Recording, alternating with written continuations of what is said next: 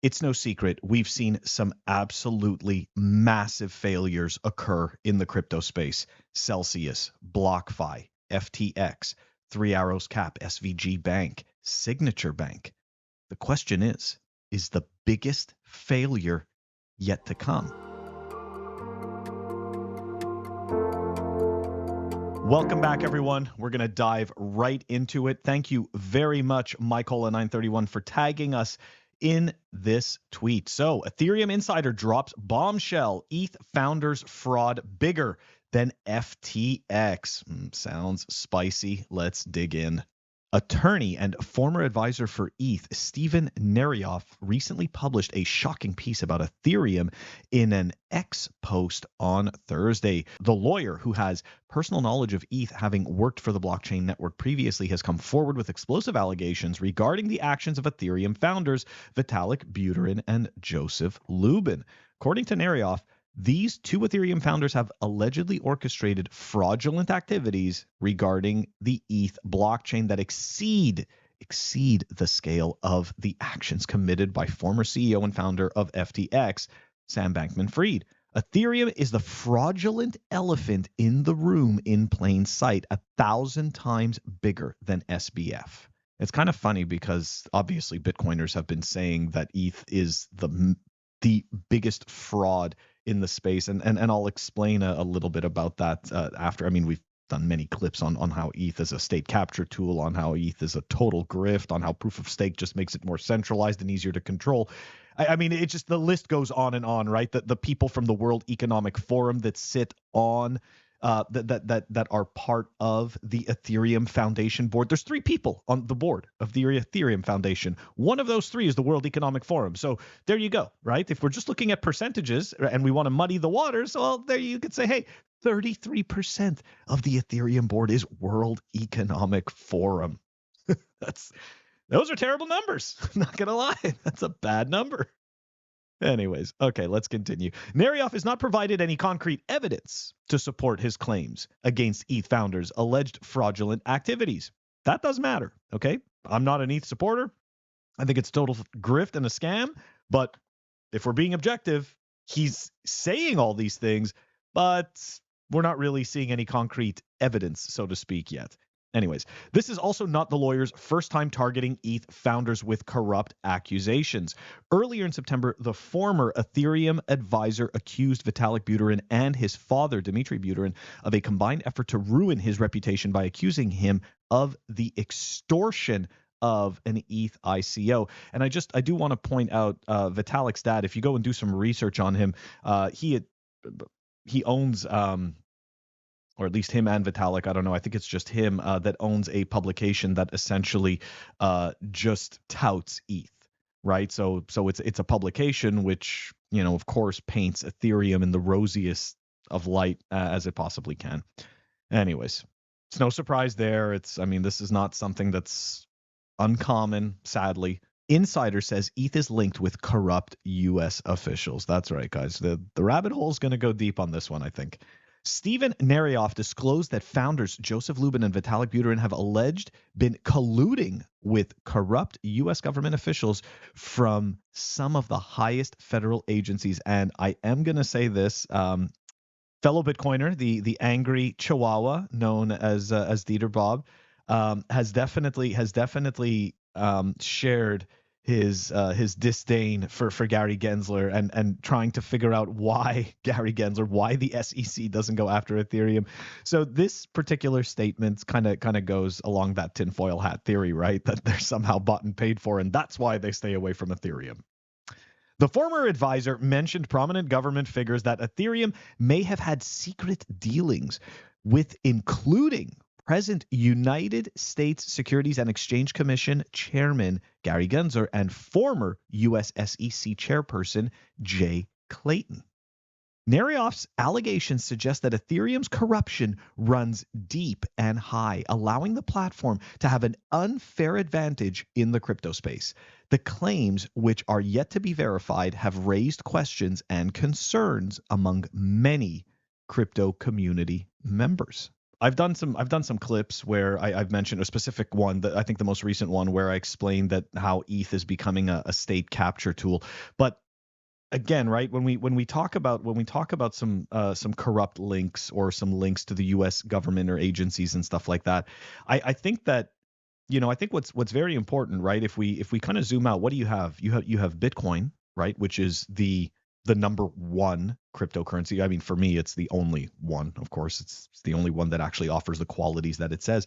But you could see that Ethereum has done, and the people working for ETH have done a great job of marketing this other captured platform, which did in fact promise investors a rate of return.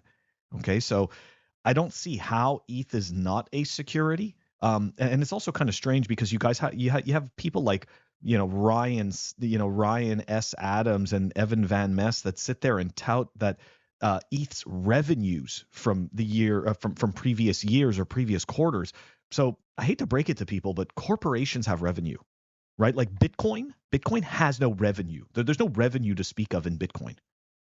So again, these people are just self-owning, and I don't even think they know that they're doing it. But anyways, one of the reasons I believe that ETH is in the position that it is that it's so easy to stop. And one of the ways that it's so easy to stop, control, and coerce is ETH's nodes. So let's take a look at them. 3 cloud providers accounting for over 2/3 of Ethereum nodes.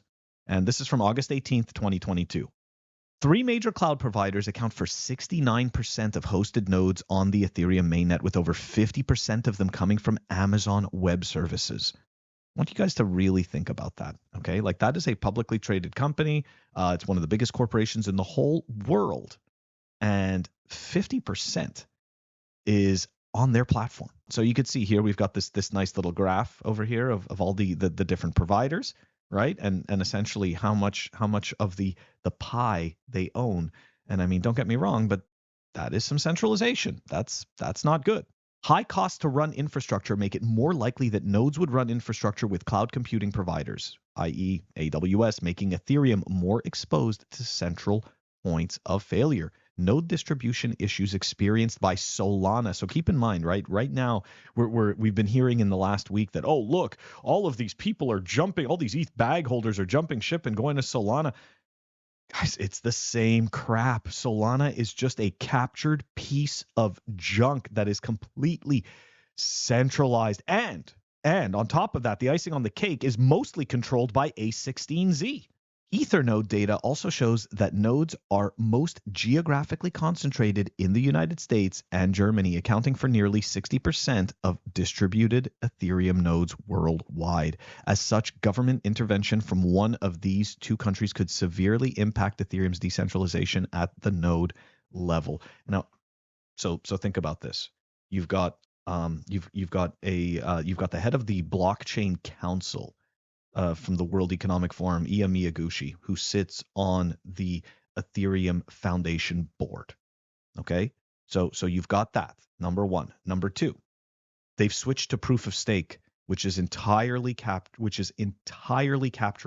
Number one. Number two, your influence on the network grows as your stake grows. So and obviously you accumulate more, you accumulate more and more ETH. And of course they sit there, and I know that I've seen the whole backwards thing of like, well, no, what are you talking about? The longer you stake, the less you get. That's not what's going to happen, okay? Because the reality is that you can constantly just be setting up brand new stakes all the time, especially if you're a massive player. So this is all garbage and nonsense, okay? It's just trickery to make you think that this is like a fair playing field, but don't be fooled, okay? Don't be fooled. The people that stake the most have the most power over the network. And then of course, we're not even talking about the 70% free mine from Ethereum, okay? So the reality is that Ethereum is like on the edge of being entirely captured, if it's not already entirely captured. So when we look at comments, right, that say that essentially a government could, take over a project like Ethereum, well, there you go. this is where those types of comments come from, right? When you have massive corporations that are in charge of the infrastructure, and these corporations, like, keep in mind, I know that some people don't see it this way, but large corporations are pretty much they're pretty much government reporters, okay?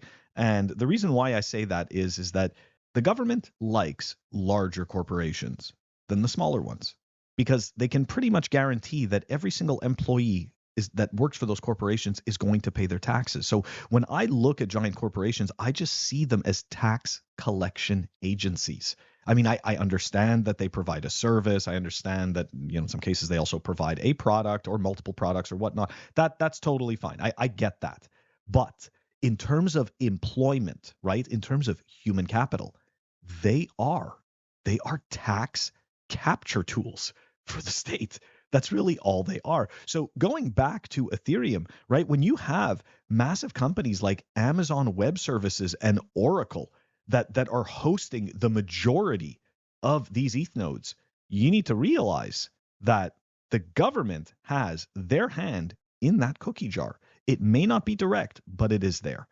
Anyways, one last piece about Ethereum that just kind of lines up with this whole thing about the corrupt government officials. So essentially, Joe Lubin started Consensus, and I've mentioned this in previous clips.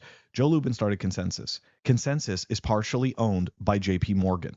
Okay, Consensus it also owns MetaMask and Infura as well. So essentially, the biggest parts of the Ethereum ecosystem are captured. They're already captured by Wall Street. So I just don't see I just don't see how there isn't these corrupt links. But again, to the point of the articles that we read, there isn't really there isn't any, there's no smoking gun right now, so to speak, to say that 100% this is true. I've been saying this for years. I stay away from ETH myself. I've told you guys this before. I come from shitcoining. I had once upon a time, right? I had an ETH wallet, and I even had Ethereum, and I've even explained this in the past where I had done transactions, right? Once upon a time, and those transactions just disappeared. They completely disappeared, right? So it said that I paid whatever gas fee I paid, and then poof, gone. All of a sudden, the fee was gone, my ETH was gone, and I don't know what happened. And then, like couple of hours later, maybe a day later, all of a sudden it just reappears back in your wallet. So like, what actually happened? So if you think for a second what I just explained is some type of a desirable experience that is ultrasound money, that's ultrasound garbage. Okay, like, nobody wants money that disappears. We already have money that disappears. The government makes the value of it disappear. So we don't need an extension of that onto the internet and into the digital world where we can have some shitcoin that disappears on us when we're trying to pay for our bills. Anyways, guys, let me know what you think. Put it in the comments. Don't forget, like, subscribe, help us grow the channel. I'll catch you guys all tomorrow.